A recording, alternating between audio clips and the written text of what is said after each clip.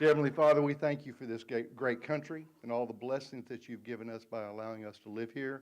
We thank you for those that have served and those that are serving and those that stand beside them and their families. In your name we pray. Amen. Thank you, Gary.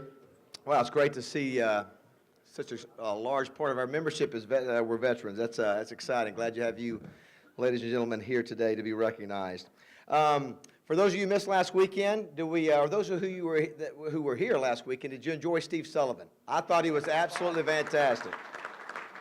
Steve was a little nervous on how he thought he would be, and he hit a home run. And as I said, we're really looking forward to Ike and Roland today. I think it's going to be extremely entertaining. Do want to mention next week, with all the talk about Arkansas and the talent level, next week we're going to have Richard Davenport, who is the Democrat Gazette recruiting writer, and a guy by the name of Chris Hayes, who is from the Orlando Sentinel, which is right in the hotbed of some of the best recruits in America that the Arkansas staff's going after. So if recruiting is your thing, next week is the meeting. And I've got some bad news and good news. We've had an unbelievable year. It seems like we've been doing these meetings for about 8 months now, Rex. I can't even remember when Coach Bielema last spoke. But Steve Atwater was supposed to be our end-of-the-year speaker. So in the midst of 3 national wars going on, Rex, I get a text message or email from Steve saying, I can't be there in 2 weeks. So like, Steve, there's 2 weeks to go. And he just said, there's no way I can be there. Please apologize to everyone. So this weekend while I was down in Oxford, I tried to put my thinking cap on, and, it's just really tough to get somebody I think that you would enjoy on this short of notice. But I think I've got somebody you'll like. We don't get to hear much from him. I got a chance to hear him about a month ago up in Fayetteville. We couldn't get Atwater, so I figured we'd go after one of his teammates, Barry Foster, former running back for the Razorbacks. And yeah, I think will be obviously had a standout career for the Pittsburgh Steelers. Didn't last very long, but we're going to have Barry in, and I told Steve hopefully we'll get him next year. So I heard Barry being inducted into the Arkansas Hall of Honor. He was outstanding. So that'll be at in 2 weeks from now. I do want to encourage everybody to go to lrtouchdown.com to RSVP if you could. Do want to thank all of our 50-yard line members. Thank you so much. We appreciate you. I do want to thank our sponsors, Twin City Limousine. I know Popeye is ready to whisk you guys around all afternoon if you want to. No telling where he may take you, but do want to thank Twin City Limousine, 1037 The Buzz for being here live every week. Little Rock Convention and Visitor Bureau, David, thank you so much for supporting us. Metters, Adams, and Lee Insurance, thank you guys. Make sure and call them for all your insurance needs. Epic Health in their first year of the sponsorship, we appreciate and value them. Wendy's, Nan Trammell, over 65 Wendy's across Arkansas. Make sure and take the moment to stop by and get you something from Wendy's sometime. Wright Lindsay Jennings Law Firm. I know we got a group here today. Glad to have Judy back, who is the quarterback of the law division, sports law division. And this week, I will say, we will be unveiling, and I know, guys, I know that won't be mentioned at the press conference today coming up, but I'll go ahead and tell you now is that this Saturday at the Battle of the Ravine, we're going to unveil the Cliff Harris Trophy. And I'm telling you, Cliff is excited. He's been wanting to get this trophy done and see this trophy because he said, that makes it legitimate. I got a trophy. I was like, hey, listen, we haven't had quite enough time, Cliff, so we've had to do a cartoon, not a cartoon, but a sketch for the logo. And so he's excited, and how cool is that to be unveiled at halftime of the Battle of the Ravine, and Cliff comes home to OBU. And so I do want to thank Wright Lindsay and Jennings, and excited about their sponsorship. And we started the voting this week. As a matter of fact, both these coaches and hopefully their SIDs, if they hadn't gotten their emails, they'll see them at some point this week for the chance to vote on who you think the top Division II defensive player is, whether he's on your own team or whether he's somebody you coached against. And we'll do the combination of the votes from coaches from across the country and, of course, our selection committee to pick the outstanding small college defensive player of the year. Wright Lindsay and Jennings is a sponsor of that, and Judy and your team, we appreciate you. And as I said last week, if you've got athletes that are in college that may have a chance to play in some pro ball, this is a group that'll take care of them. Coaches, too. If you need representation for a coach whether it be here in Arkansas or outside of Arkansas, go to Wright, Lindsay, and Jennings for their assistance because they know what they're doing. Crane Automotive, do want to thank Larry and Crane for being, and Drew being a sponsor. I think third year in a row. 500 employees you guys employ around Arkansas, and appreciate that. And you were a part of the announcement for Drew Brees coming in for the Democrat Gazette. So you guys are sponsoring a lot of things, including the Arkansas Sports Hall of Fame. So give our thanks to Larry, Drew. We appreciate all the folks at Crane Automotive. Democrat Gazette, Wally Hall and Tabitha Cunningham, we appreciate them. And as I mentioned, Drew Brees coming to Peyton Manning last year, who was outstanding for the All-Arkansas Preps Banquet. Today we have representing Metropolitan Bank, Tom Ray. It is a bank holiday, right, Tom? So Tom got the short end of the stick and has to be here today. That's what you get for being the B team, he says. He is Executive Vice President at Metropolitan. We certainly appreciate you guys. And let's give all of our sponsors a great round of applause. Do want to thank Wayne, Casey, and Brent, Beth, all of you guys at the embassy. Thank you much for your support. Dwayne Duncan, our super photographer. Matt Johnson, make sure and if you want to go to tell your folks, friends to go to lrtouchdown.com to see live streaming. Matt does that for us each week. Kelly Lassane, our executive director, and our wonderful ladies who check everybody in. We couldn't do this without you each week. Thank you so much. I know we've got some special guests to acknowledge, but first, our first special guest is our Democrat Gazette Player of the Week, and we've had some great ones.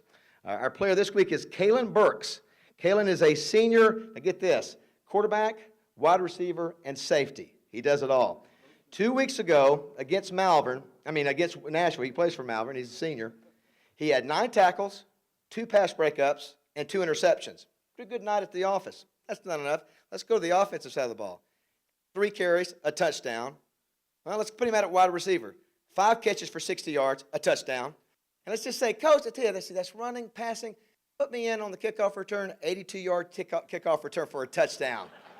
They win that game 56-21. Our Democrat Gazette High School Player of the Week, Kalen Burks.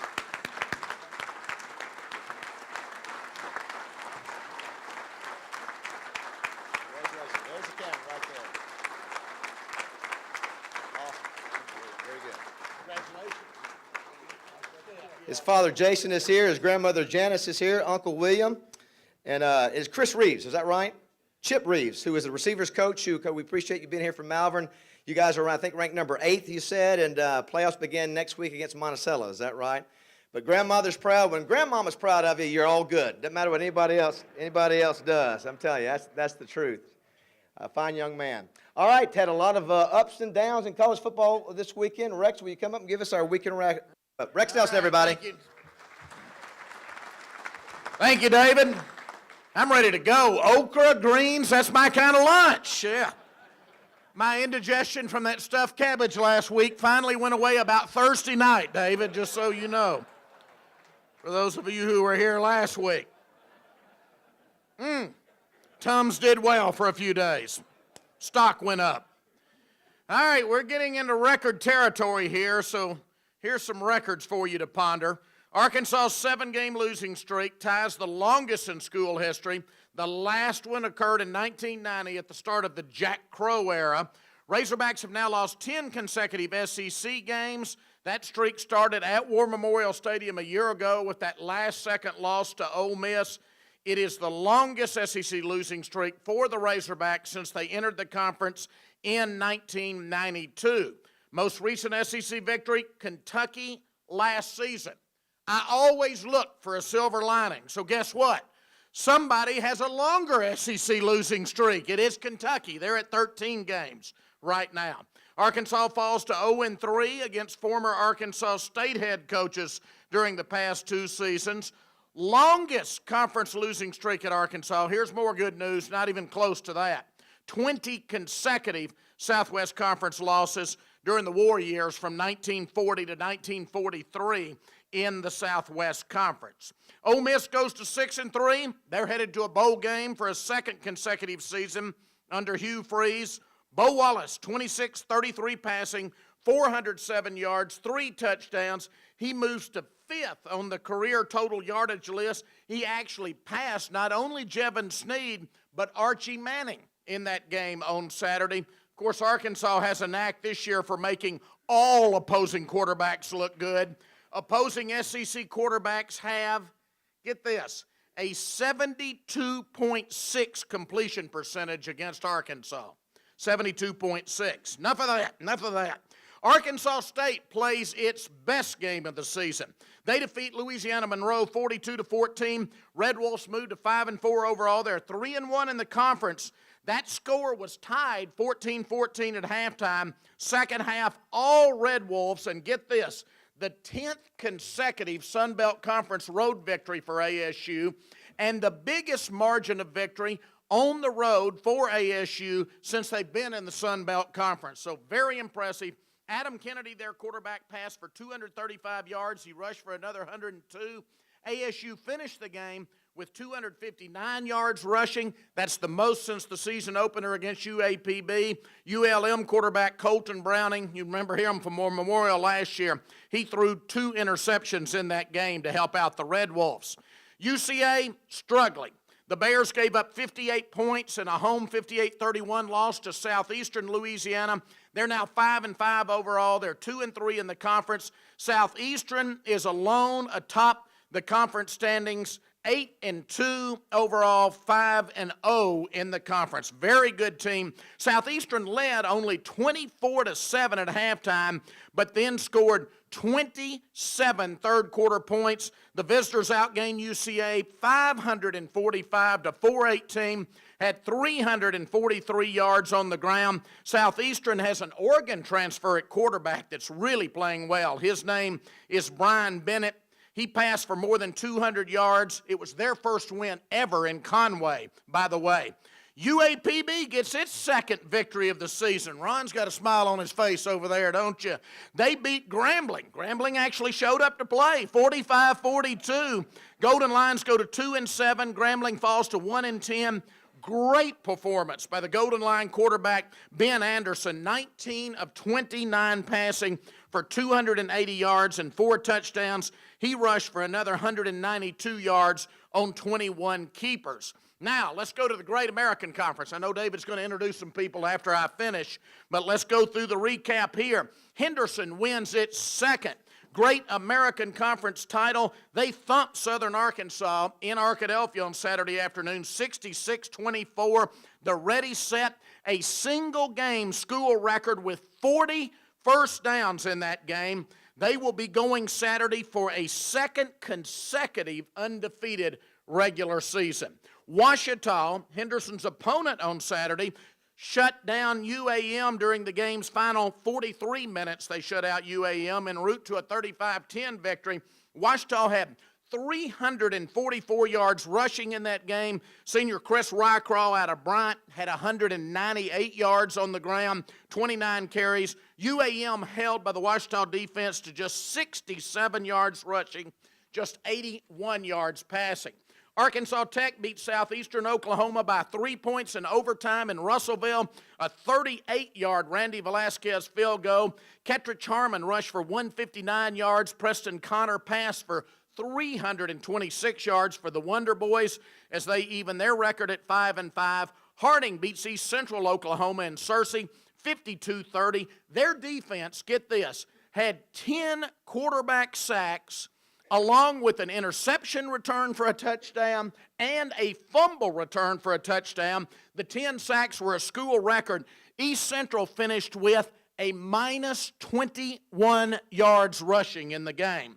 All 6 of the Division II schools in the state have 500 or better records. Henderson, as mentioned, is 10-0. Ouachita 7-2. Harding 7-2. SAU is 5-4. UAM is 5-5. And Arkansas Tech is 5-5. In Division III, Hendricks 3-6, losing to Rhodes 55-36. Hendricks 284 yards, rushing for 97 more. On to the SEC. Alabama moves to 9-0, 38-17, primetime win at home, dropping LSU to 7-3 overall, just 3-3 in the conference. Bama dominates down the stretch, scoring the final 21 points. A.J. McCarron, not fancy stats, but he gets it done. 14-20 passing, 179 yards. Get this, you don't need fancy stats when you're doing this. He is now 34-2 as Alabama's starting quarterback. It was the most points for Alabama to score against LSU since 1947. Amazingly, I had not realized this till I read it. LSU had won 5 of the previous 6 games in Tuscaloosa against Alabama. This time, though, LSU shut down in the second half. They had just 52 yards of offense in the second half of that game. Missouri, they're for real. They go to 9-1, 48-17, thumping with Kentucky, which falls to 2-7.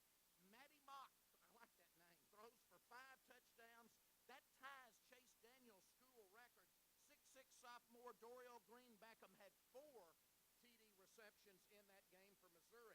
Georgia 6-3 after a 45-6 win over 2-8 Appalachian State. Bulldogs are beat up though. They only led Appalachian 14-6 at the half. Vanderbilt snaps a 22-game losing streak in the series with Florida and wins in the Swamp in Gainesville for the first time since 1945. They're 5-4. They're 1 win away from being bowl eligible for a 3rd consecutive season under Coach James Franklin. Florida has now lost 4 straight. They're 4-5 overall, 3-4 in conference, and a lot of bad rumblings down there in Florida right now. Auburn 9-1, 55-23 over Tennessee, which falls to 4-6. Nick Marshall, what a day rushing they had. Nick Marshall, 214 yards. They also scored on a kick return, and Auburn scored on a punt return. That's a first in school history. They set, in fact, an NCAA record when you combine average yardage on punt and kickoff returns. 44.85 was their average in that game. Auburn passed the ball just 9 times for a 2nd consecutive week. Auburn's 444 rushing yards, the most given up by a Tennessee team since 1986. Texas A&M goes to 8-2, 51-41 over Mississippi State, which is 4-5. Johnny Manziel, 446 yards, 5 touchdowns. He sets the school record for total yardage. He is now at 9,040. A single season record of 31 touchdown passes. He's the first Aggie quarterback ever with 2 3,000-yard passing seasons. 5 of the SEC teams have open dates this week. So here's your abbreviated schedule. Alabama at Mississippi State, Georgia at Auburn, Florida at South Carolina, Kentucky at Vanderbilt, Troy at Ole Miss. Here in Arkansas, the most unique college rivalry in the country, the Battle of the Ravine. David's going to talk a minute more about it. We've got Ouachita and Henderson playing at Ouachita at 2 o'clock Saturday afternoon. We've also got Texas State at Arkansas State, Harding at Arkansas Tech, UAM at SAU. So games in Arkadelphia, Jonesboro, Russellville, and Magnolia. Get out and see a college football game this week. Thank you, everybody. Thank you, Rex. I do want to recognize we've started this last year. Following this meeting, there will be a press conference in one of the rooms next door on the Battle of the Ravine, and we've got both coaches here. I'd like to ask them to stand. From Henderson State, Coach Scott Maxfield, and of course from Ouachita Baptist, Coach Todd Knight. If you guys can stand, let's give them a round of applause.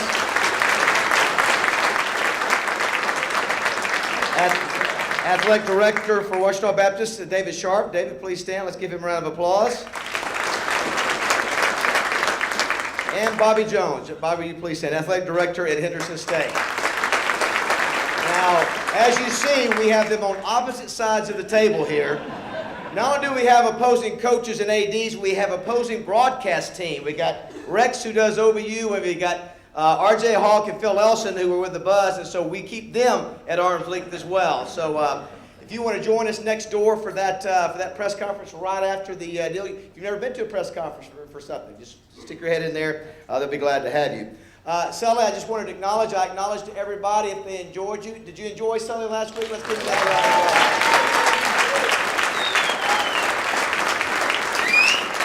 I do remind everybody, too, ULR basketball is tonight. I know Chris Peterson is over here, and I see one of the things I'm proud of. Tip-off's at 7 o'clock, right? University of North Florida. Our touchdown club spurred on the touchdown club in Northwest Arkansas and spurred on the tip-off club, too. And I see Frank Fletcher's got a hotel over at the Wyndham that you host the tip-off club, and thank you for supporting them. That's a great club over there as well. Real quick, if you had to vote for Heisman, and these are your 3 choices, Manziel, McCarron, or Winston at Florida State. Let me see your vote. Johnny Manziel, A.J. McCarron, Winston at Florida State. Looks like maybe McCarron by a hair. Very, very close. All right, our 2 speakers, what I'm going to do with both these guys, I heard them speak at Muskie Harris. Where's Muskie? He was disappeared. Muskie had an event over at the Mosaic Templar building last summer. or spring, and had members of the 75 and 77 team show up, and these guys did a great job. And they had 2 MVPs of 2 of the best bowl games in Arkansas history. I thought it would be great. They're fun guys. You can see, you'll hear when they talk. You'll see why it's a joy to be a football player. So what we'll do, Jim will come up and introduce each of them. I didn't put any pressure on them. They're going to get up here and just talk for a couple minutes. No pressure. No big Lou Holtz speech or anything, or Frank Royal speech. And then we're going to do some Q&A out front, and then I'm going to throw it out to you guys too. So Jim, give them a formal introduction, and whoever wants to jump up first after the introduction, you can do it. Okay, I've even brought some props today. I'll hold up here in a second, and I'll do them in chronological order, since the man closest to me was the first one there. Here we go. Back in the fall of 1971, Texarkana, Texas High School was led by a running back named Donald Forte. He moved on to Tyler Junior College and was named All-Conference in 1972 and 1973. Also Junior College All-American in 1973 when he rushed for 1,175 yards. After junior college, Donald Forte, nicknamed Ike for former President Eisenhower, was heavily recruited and chose to play as varsity football for the Arkansas Razorbacks. No one in this audience that's old enough will ever forget his first game as a Razorback. Saturday night, September 14, 1974, here in Little Rock at War Memorial Stadium. A capacity crowd of 54,622. The visiting team is Southern California, a team that will go on to win the Rose Bowl and be voted national champs. I'll never forget a special play midway through the first quarter of a scoreless tie. It was Ike Forte, wearing number 85, taking an option pitch to the left and running 27 yards down the west sideline and crossing the goal line into the north end zone for the first score of the game. If you're old enough, you'll remember when Orville Henry's write-up of the Razorbacks Saturday game was always carried on the front page of the Gazette. Look how much wider the Gazette was then, too. Here it is. Hogs shut down USC offense in 22-7 Rome. Though bothered by a nagging toe injury all season, Forte was the second leading ground gainer in the SWC and turned in the 3rd best total in Razorback history. In the final game of the 1974 season, Ike carried the ball 9 straight plays for all 65 yards in the final touchdown drive to defeat Texas Tech. For the game, he carried 32 times for 215 yards. This was only the 3rd time in Razorback history that a runner had gone over 200 yards. The other 2 were Muscles Campbell in 1949 and Dickie Morton in 1973. Needless to say, Forte was named first team All-Southwest Conference for 1974, and the following fall he was named first team All-American Playboy magazine's preview for the 1975 season. As a senior in 1975, Razorback co-captain Forte opened the season with 3 touchdowns against the Air Force.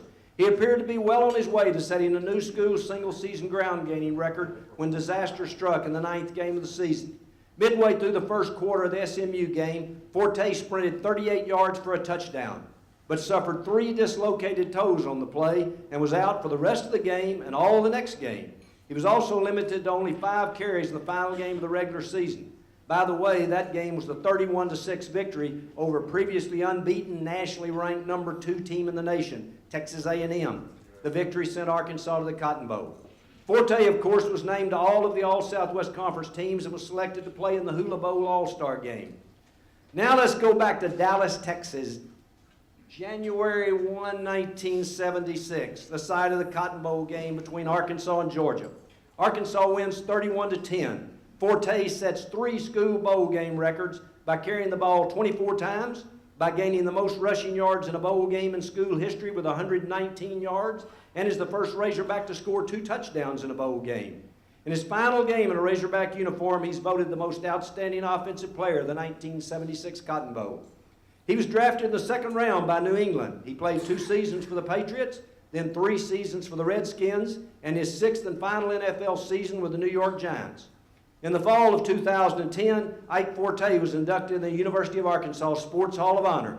Please welcome the 1976 Cotton Bowl MVP, Razorback number 85, Ike Forte.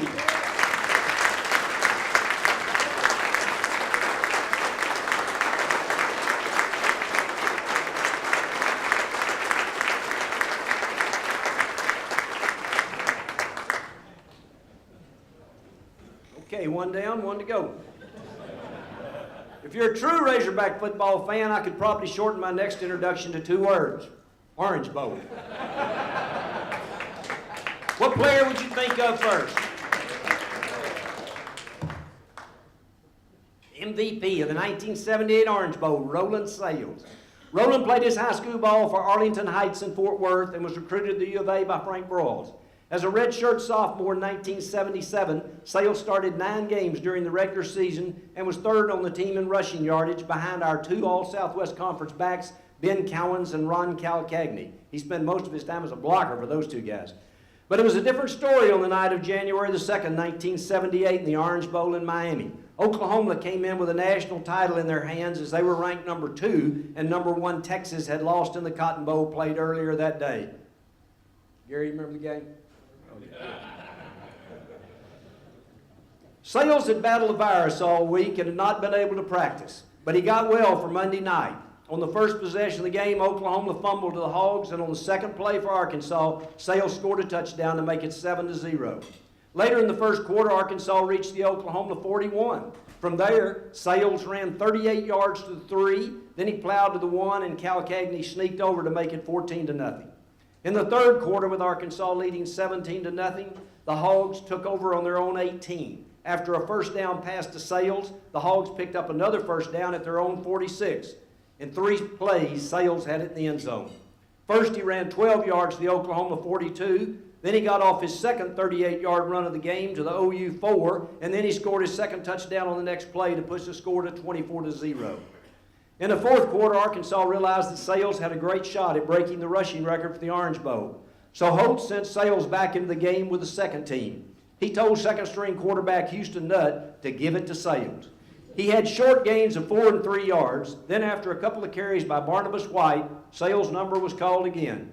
He responded with a run of 35 yards to give him the new Orange Bowl record, 205 yards on 22 carries.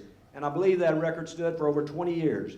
Sales came out of the game, but his 35-yard run had set up the Hogs' final touchdown, which came 3 plays later to set the final score at 31-6. By the way, Roland caught 4 of the 7 passes the Razorbacks completed during the game for an additional 52 yards. As a junior in 1978, Sales had to spend a lot of time blocking for 4 outstanding senior runners, including Ben Cowens, who went over 1,000 yards for the 3rd consecutive season, quarterback Calcagney, and running backs Jerry Eckwood and Michael Forrest. However, in the Fiesta Bowl played on Christmas Day, 1978, Roland Sales scored the only touchdown for the Razorbacks as they played to a 10-10 tie with UCLA. As a senior in 1979, Sales was the workhorse of the Razorback backfield and led the team in ground gaining as the Hogs went 10-1 during the regular season and tied with Houston for the SWC title. He caught a clutch pass for a first down on a 3rd and 16 play that set up the winning field goal against Texas here in War Memorial Stadium. His outstanding career at Arkansas ended when the Razorbacks lost to the unbeaten national champion Alabama in the Sugar Bowl. But Roland was drafted by the Cleveland Browns. He signed with Toronto in the Canadian League, played there, and also later played for Montreal in the Canadian League. Here's the MVP of the 1978 Orange Bowl, Razorback number 21, Roland Sales.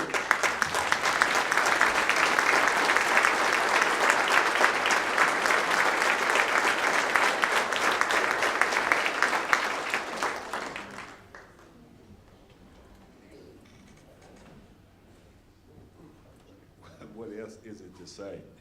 Man, this is an honor for me. I can remember in 1974, my first time ever coming to Little Rock, Arkansas, and scoring my first touchdown in a Razorback uniform. I'm back again, scoring my first touchdown at the club. Thank you, guys. This is a great honor. For David. David asked me to come and to talk to you guys, and I'm thinking, I'm old. What would an old has-been Razorback have to talk about? And I couldn't come up with anything. But the new Razorbacks. And my thing is that we having problems this year. We got better days ahead, no doubt. And we just have to keep on pushing. Keep on remembering that, good teams have times that they have to work with. And And I'm looking forward to our recruiting, looking forward to Arkansas having a better, more exciting team in the future. My thing is now, I want to thank you, the best fans in the world is Razorback fans. I want to, wait. I don't have much to talk about, but I do want to leave you with this. My wife and I, we took care of our little great niece. For about a year and a half, she was 3 years old. And she was a beautiful little thing. And I guess one evening after we was eating, we were sitting down, she climbed up in my lap, and she hugged me and kissed me. And she said, Uncle Ike, you are the best. I look out to you guys and I give you hugs and kisses. And I say, you guys are the best. Thank y'all so much. I'd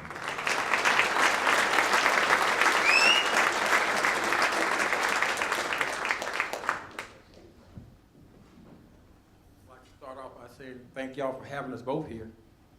And as far as the Heisman Trophy, I think Caitlin should be getting that.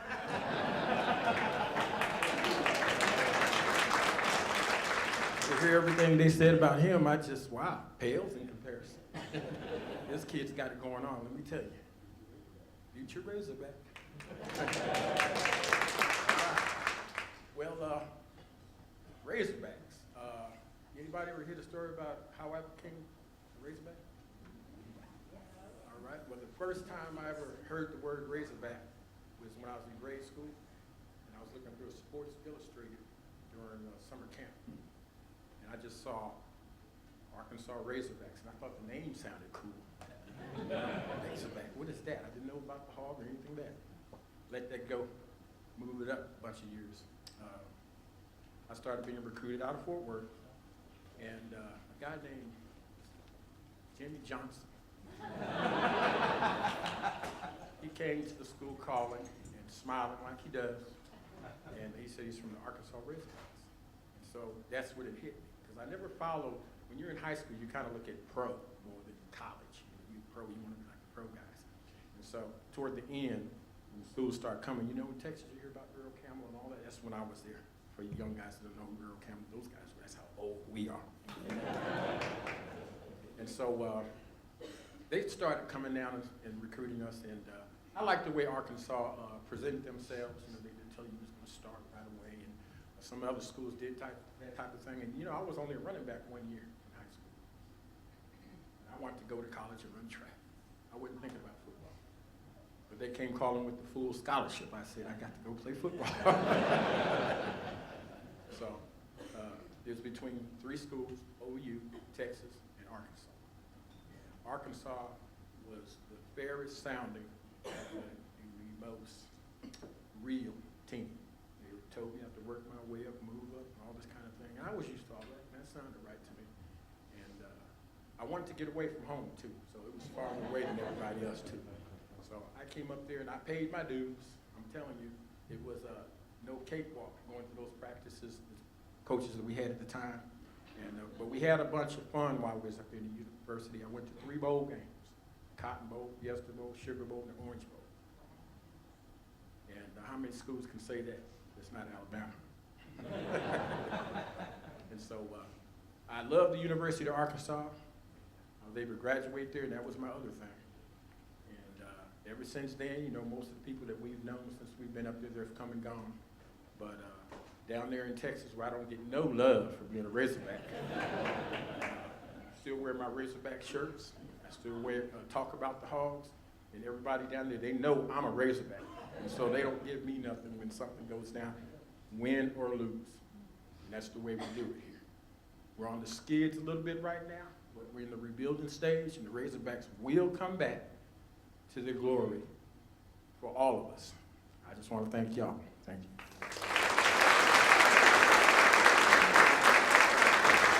If we can get those chairs up here real quick. Guys, I'm going to give you guys a mic. Now, the only thing I got to ask, only Jim Rasco can find 3 dislocated toes in a story. I have never heard the dislocated toes story before. So Jim, I commend you for, Gary, you're just gonna make Jody go over and do it by himself. He's trying to get votes. He's trying to get votes. That's all right. Thank you, Gary. Guys, just come on down here front. Bring those mics with you.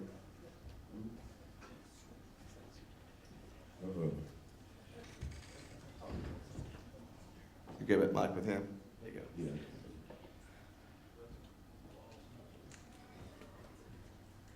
You guys hop up there. All right, Ike, real quick. First of all, number 85. Where did that come from? A guy from Alabama. His name was Wilbur Jackson. Anybody ever heard of him? He wore number 80. Well, when I was a junior when I first came to Arkansas. I wanted to play pro football, but I didn't think I was good enough. So I did watch TV and I saw Wilbur wearing number 80. I kept an eye on Wilbur. They ran a wishbone. And well, later on when I played with the Redskins, I met Wilbur Jackson. And you know, I told him about that. I saw his number 80. I didn't want to be just like him, but I just, if I get an 85, if I'm not that good, maybe somebody will remember that number. And I get a chance to go pro. Did anybody, Coach Broyles or any of the other coaches say anything to you about wearing 85 at running back? Actually, they wanted to give me a number 23. I wanted 23. I wanted 44, but a guy on our team had number 44. That's what I wore when I was at Tyler Junior College. And I didn't want to take another teammate's number. So you were an All-American, a JUCO All-American at Yeah. Tyler. What was the selling point of Coach Broyles that impressed you enough, or what was the coach that maybe spent the time recruiting you? Leroy Montgomery, he was our recruiting coordinator. Leroy, I was going to the University of Oklahoma. Barry Switzer was the coach then. And Barry came down to Tyler Junior College, and he was trying to recruit Earl Campbell. I had already signed with Oklahoma, and I was going to OU. And Barry told Earl, he said, Earl, we need you real bad, Earl. He said, we hadn't signed the quality back yet. Well, Earl didn't go to Oklahoma, and I didn't go either. But with Leroy Montgomery, I thank God for Leroy because Leroy stayed after me, and that's my thing to the university now. When we see that there's good players out there, let's go get them. Let's keep after them. Let's stay at them. Matter of fact, let's tell all recruits, hey, you gonna get a chance to play.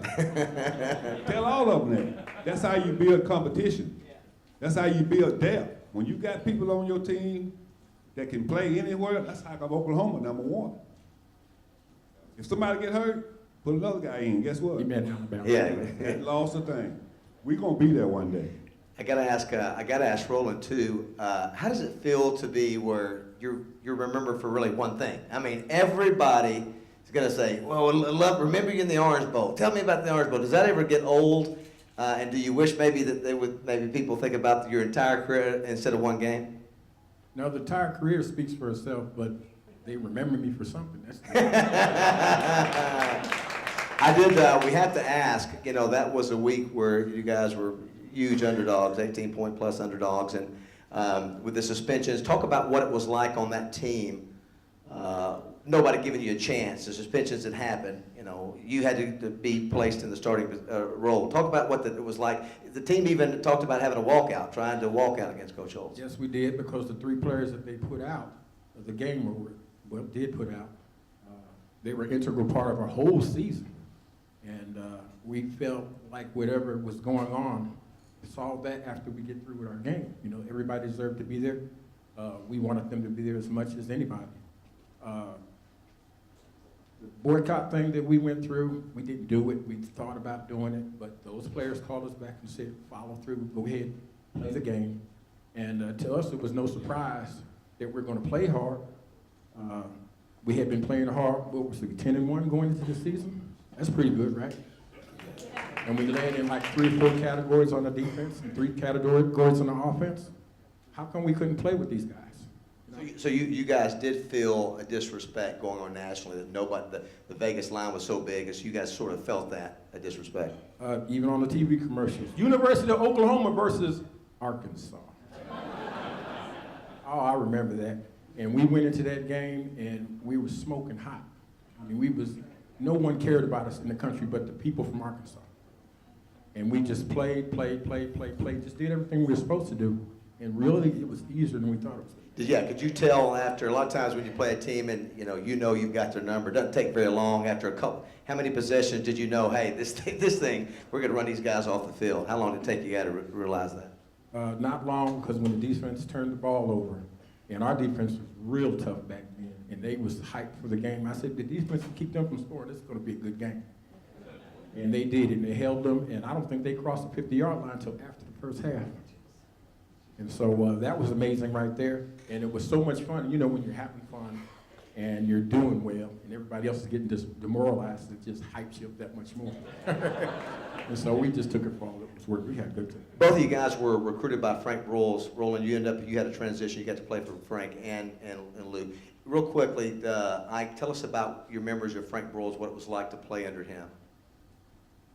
Frank Broyles was probably the most, I say, unique coach in the world, because if you think about it, all the people, assistant coaches that coached under Coach Broyles went somewhere else and became a head coach. Coach Broyles did the things that what we should do as Razorback team now is to go out and find us some talented players. Coach Broyles has some talented coaches. Ken Turner is here now. Raise your hand, Coach. Hey, Coach T. Ken Turner, everybody. I raised my hand to Coach Broyles, the fact that the coaches that he had up at the time. You remember a guy named Bo Ryan? Offensive minded, brilliant. Bo was our offense coordinator at that time. Man, and he died in a plane crash. And Jimmy Johnson. If I call out names, they coached under Coach Broyles, and they went other places and did great things. And you got a chance to transition from Frank to Lou. And so what was that like? What were the differences between the two coaches? Obviously being recruited by Frank, what was Lou like? He's coming to speak here in 2 months. I don't want Coach Holst to hear me saying this. But the guy was an offensive genius as well. Coach had his principal, Coach Frank Broyles. Coach Lou came in with a whole nother program. But he had the people to make the transition in order to do what we had to do. And so we didn't miss a beat. Yeah, and that's an amazing thing. I don't have it here in front of me, but the class of 75, those teams from 75 to 77 were loaded with talent. And so, it's what like Coach Holtzwald, there was some talent there. That's how you win championships. With talent. What were your memories of the Cotton Bowl? That was obviously only the second time. I didn't realize it's only the second time that Arkansas had won a Cotton Bowl. Was that year against Georgia? Memories. That was what, 30, 40 years ago? 37 years ago. And my memories done got a little light, but what a great time. I was a young kid, 19, 20 years old. And man, that was great. As far as a lot of memories, I can't tell a lot of them. Who was the best player each of you played against, and who was the best player during your time with the Razorbacks? If you had to say, it's one guy, because you guys played in a talented era. There are a lot of guys that played in the league, NFL. Who was the best that you ever played against in your time in Arkansas, and who was the best you played with? Talk about the other team or Both. Oh, wow. I had to block this guy called E.J. Jr. from Alabama. E.J. Jr. My goodness. It was tough. Fast, strong, all that. And, they won. That was in the Sugar Bowl, right? Yes, Yeah. that was the Sugar Bowl. Did you guys feel that? I remember remember everybody that Coach Holtz said we need to get bigger and stronger, and they physically came out and dominated that game, right? Right. And on our team, it was Howard Sampson. I had to be the lead block to try to block him in practice all the time. And that was like trying to run into this wall and push it back. guy was tough, he really was. I'm gonna have to say Ed Simonetti for A&M, linebacker, All-American. Can't think of too much Ed did, but just hit you. That's all. What about for the Razorbacks? Well, I would have to say, I don't know if y'all remember a guy. He was a defensive end for Arkansas. His name was Ivan Jordan. Now he played at the same time when Dennis Dirk Winston played. But I had to block Ivan one day in practice. Man, it hurt. And he only weighed 220 pounds. He was telling me that hurt me a lot. Though we had Dan Hampton. He was a few grades behind us, but we had great guys. And, sometimes names you forget, you hadn't seen them in a while. I mean, I was looking at some of the names on here that played in the league. Yeah. It's amazing how many. And I was going to ask for you, how was it being able to play in the Orange Bowl and then having to come back and then take sort of a, you're the star and all of a sudden you got 2 or 3 other running backs that are now the star. Well, we was a group. We really was a group. And that's why we was able to go to Orange Bowl and did what we did. We have so much depth. We loved, we win, we cared about each other, and it was all about us against the world, basically. And we didn't care what we read or what we heard. We played. And people that came in behind us or who was ahead of us, everybody played well enough to where there was no drop-off. I did want to ask before we'll open up to questions now, is the locker room, the television delay, the game, I guess with the Rose Bowl, it had gone long. So you are in the locker room, and the story is that Coach Holtz started telling jokes, and that he opened it up for the players to tell jokes. What do you remember about that? I don't remember what the jokes were, but he was telling me all these little corny jokes. We call them cornies because we hear them all the time. And he was just wanting us to be loose and relaxed, and we were that anyway. And but it wasn't an atmosphere as, here's this play that we're going to do this for the halftime. He liked what we were doing. He just relaxed. So keep doing what you're doing, and that's the way it's going to be. It worked out. I did want to say real quick, Roland has a son who is a sophomore at Texas, where? University of Texas at Arlington. I Googled by chance Roland Sells, and I got a YouTube video of a young man, 2012, high jumping, 6'9½". So I asked him today, I said, is that your son, and how old is he now? And so his new height is how high? He's 19, and he's a sophomore now. And his new height is 6 feet 11 3/4. So his high jump 6'11 3/4. So there's some good genes there. All right, we'll open it up for some questions. There we go. Come on, Johnny from El Paso. We knew that was coming. Roland, I was 8 years old when the Orange Bowl happened, and I wanted to get your thoughts on, in the second half, every time you were running the ball, Jim Simpson kept saying, there's that man again. And I want to get your thoughts, if you ever had comments about that. And with you being with the Redskins, was George Allen your coach? Jack Pardee. Can you go through what it was like with a former Junction boy being your coach? Well, Jack was a player coach. It wasn't but a couple of 3 years that he had been playing. And for me to be able to get there at that time when Billy Kilmer, Darren Talbot, they call these guys the over-the-hill gang. These guys, they played like 14, 15 years. And then Jack played with those guys that he coached. And it was a strange situation. We didn't do too well, those years. That was Joe Theismann, first year as being a starter because Billy Kilmer got hurt. And when I sit and think about that, guys, I am getting old. As far as a football player, I'm old. Do you remember anything about Jim Simpson? Anybody tell you about always, there's that guy again? Do you remember that at all, Roland?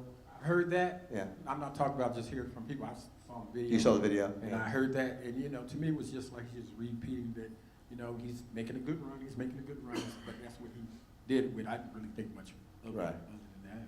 I did want to mention too, Ike, you're living back in Texarkana. That's where you're from, correct? correct. And Roland, you're back outside the Dallas-Fort Worth area, correct? Any other questions? Yeah.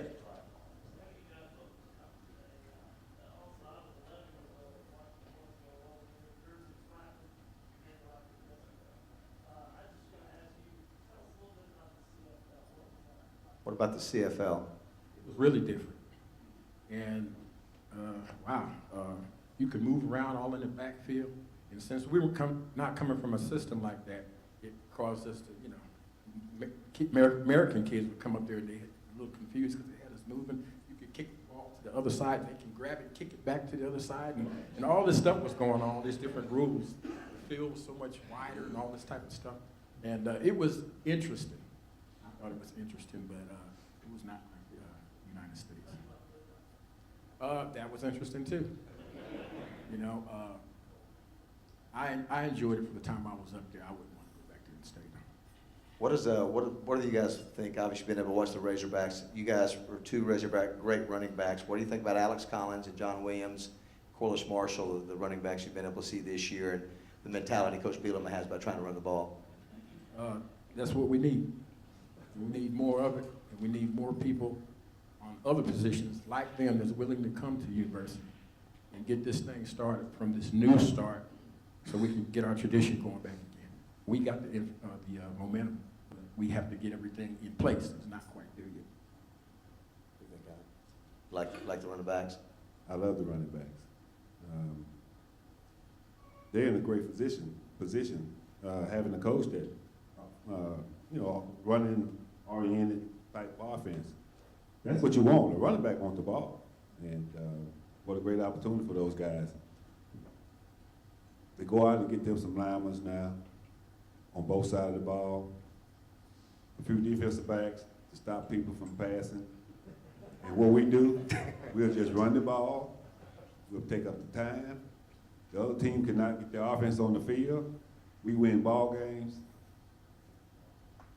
Better team. Speaking of offensive linemen, you guys played with Leotis Harris and R.C. Tillman and Greg Cook, and talk about those offensive linemen that played for you. Oh, They made it easy for us. yes, they did. And then when you're moving people around on the front lines, both sides of the ball, it just makes, you could run through it.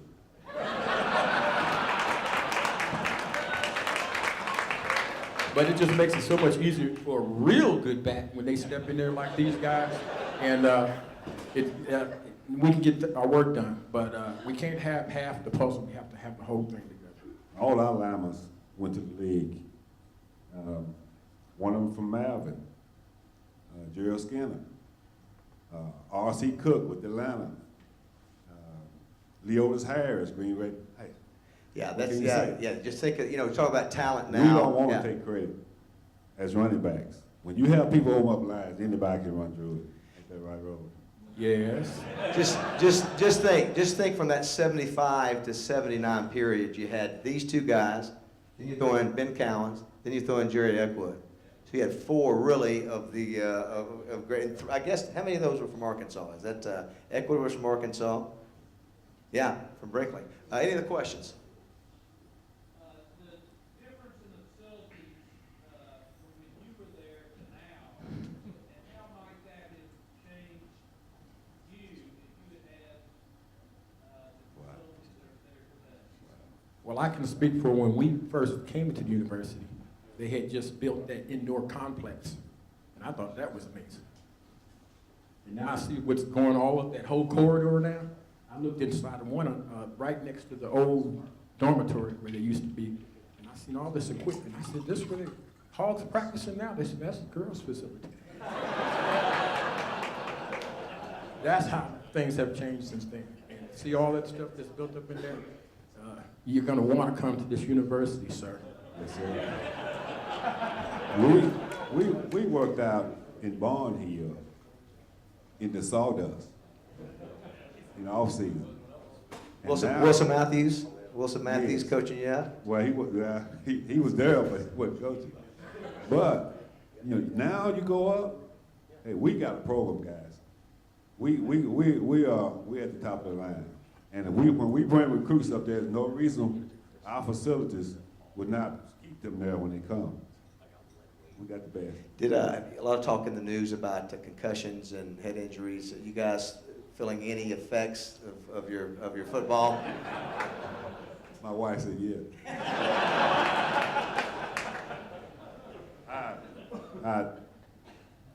I don't know. I can't remember. Maybe. But you know, most of you guys that been here a while, what's a concussion? We didn't know anything about that back in the day. You got your bell rang. Hey, get up, get the smelling salts. Coach Turner, get back in there.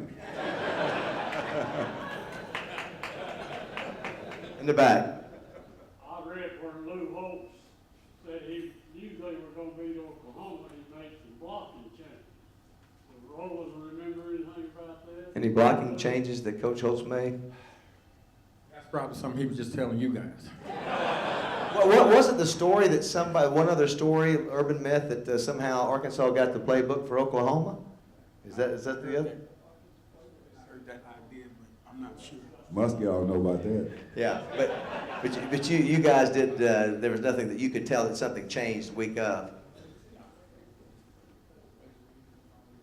Do you keep in touch with Coach Broyles or Coach Holtz? Have you kept in touch with them over the years? Well, Coach Holtz is on TV, so. That's the way you keep in touch with him. No, coaches are doing their thing. You feel fortunate to have had a chance to be recruited by Frank Broyles and just what a legendary figure he was. I didn't think I was gonna get. No, I'm telling you guys, Texas football was so competitive. I came to Texas when I was a junior already for that season, and I was a defensive player. I played both ways, and I was pretty quick in the speeds and the track. And so they decided to put me at running back senior year, and I only had 1 year of running back experience. So when I came to the University of Arkansas, I came there as a defensive end, actually. And that's what I was going to do. I was going to try to play behind our top man. And what happened was we went to a JV game at Oklahoma State, and they gave me the ball, and I backed it up. And Coach Royal said, no, he's going to stay at running back. That's the end of my defensive career right there. Well, both these guys, MVPs, the Cotton Bowl and the Orange Bowl, and did I not tell you just something sort of infectious? And, you know, to me, being around these kind of guys, being around my team, that's what makes football such a great game of sports. And so I think you guys can hear it today. And if you enjoyed Roland and Ike, let them hear it. Guys, thank you for being here. Roland Sells and Ike Ortel, everybody. Thanks for being here, guys.